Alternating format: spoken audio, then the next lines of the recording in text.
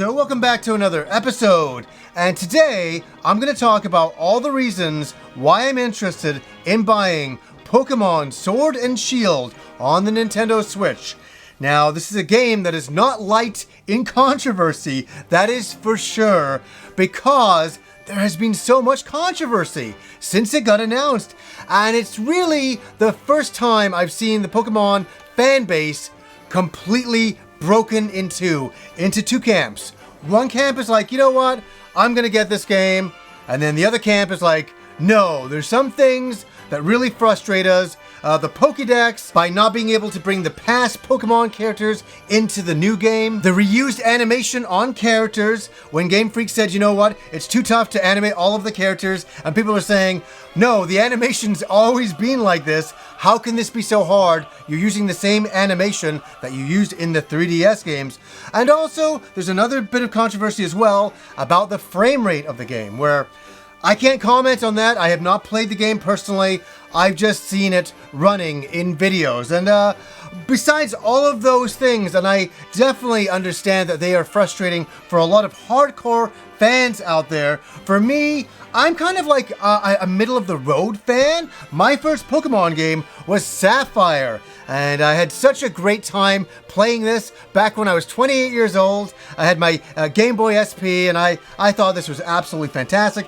The next game I played was Pokemon X, and my wife got Y, and we really had a lot of fun. And then last year, we got together to play Pokemon Let's Go Pikachu, and I really enjoyed using the Pokeball, even though it was rather frustrating at times. But the one thing that I said back then was, as much as I like Let's Go Pikachu and Let's Go Eevee, I thought they kind of held your hand a little too much, and I wanted to be kind of set free and being able to, to do what I want and kind of explore the way I want to explore, instead of going down such a linear path. So that's why I've been really excited about this game, because of the open world nature of some of it, and it takes place in the Galar region. Kind of like an old England kind of feel to the architecture and to the landscape, and I think it looks really gorgeous. Now, the reason why I'm interested in this is because I'm a big Breath of the Wild fan, and that open world they gave you in that game was second to none. So I kind of enjoy that they're using a more open world sort of feeling, that you can be walking through the environments and then all of a sudden it starts raining. So it has like dynamic weather, which I really appreciate. And the game world is lacking in detail. It's not like something you look at and go, oh my god, this is the best open world looking game you've ever seen. It's not that to me. It's the idea of exploring it and finding all these wild Pokemon spread throughout it. I think that's really a lot of fun. And you get to go out and enjoy this world and experience it and discover it on your leisure the way that you want to. Now, with every new Pokemon game, we get new starters, and this is no exception.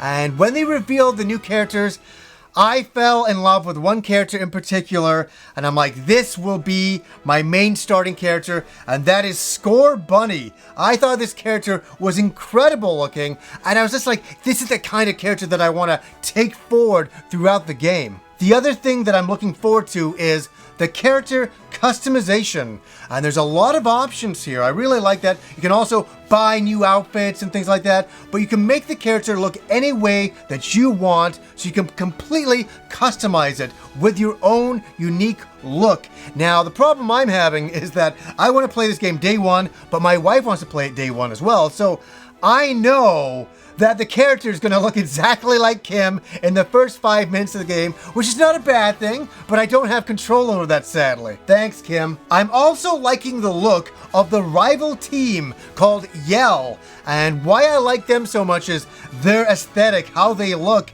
They have this really cool punk, rebellious look to them, and they're going to be such an awesome antagonist all throughout this game. So I'm looking forward to seeing those characters and kind of how they shape up and who they really are. Now, there's new legendaries in the game, and I gotta say, I love the 2 legendary characters on the box arts themselves. I mean, as soon as I saw the original box art, I was like, oh my god, look at these new characters, it's so crazy. Like, look at these characters have like swords coming out of their mouths. I'm like, this is absolutely awesome. So I can't wait to see more of the monster designs going forward, especially the legendaries, But to start with, these ones look really cool. I also like the look of the massive stadium battles with Champion Cup. It looks so elevated and so much fun and so huge in scope. It looks like a huge soccer game, but just with Pokemon battles. And I'm like, that looks absolutely awesome. And also into the Dynamaxing,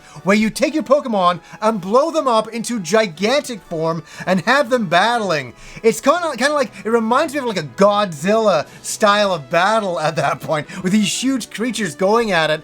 I really like that. I love the animation, and the battles look really dynamic. Now, there's a lot of reasons to like this new Pokemon, and I gotta say, one of the main things for me is this. I know it's the simplest one of all, is that I get to sit around with my wife and play this game and play the next mainstream Pokemon game in the series and get to have a bit of fun and explore it. As I say, I'm a middle of the ground Pokemon fan. So for me, I'm still discovering some things that I haven't discovered before. You know, different creatures and different ideas. I was like, oh my god, that's really awesome. So for me, the Pokemon world is still fresh. And I'm not like, I haven't experienced everything there is to offer with this series by any stretch of the imagination. As I say, Let's Go Pikachu and Eevee was very, kind of a very soft type of game, but I did enjoy it. Pokemon X was really great. That really showed me what the games had to offer. Sapphire was such a beautiful entry into this series. So much nostalgia there. And adding to that, I'm also buying Sword and Shield. I'm buying both the games together in a double pack. You can buy these games in a double pack, and I thought this would be really good for me and Kim. I could play on one Switch, she could play on the Switch Lite, and we could go back and forth and fight each other and all that kind of stuff. So I think there's going to be a lot of fun to be had that way as well. And I tell you, I'm really looking forward to playing these new games. I'm looking forward to exploring, you know, the Galar region and traversing the land through different means. I think it looks really interesting. I think they've done a good job. Yes, is this going to please every fan ever? Absolutely not. We already know that 100%. And that's my question to you guys. Are you going to get this brand new Pokemon Sword and Shield, or are you going to pass? Are you going to say, no, I think I've had enough of the series, or no, you know, it's not really doing enough new things for me? Let me know down below. I'd be curious to know, as you know, because you guys are the experienced players out there, and I'd really like to hear what you have to say. So anyways, guys, until next time.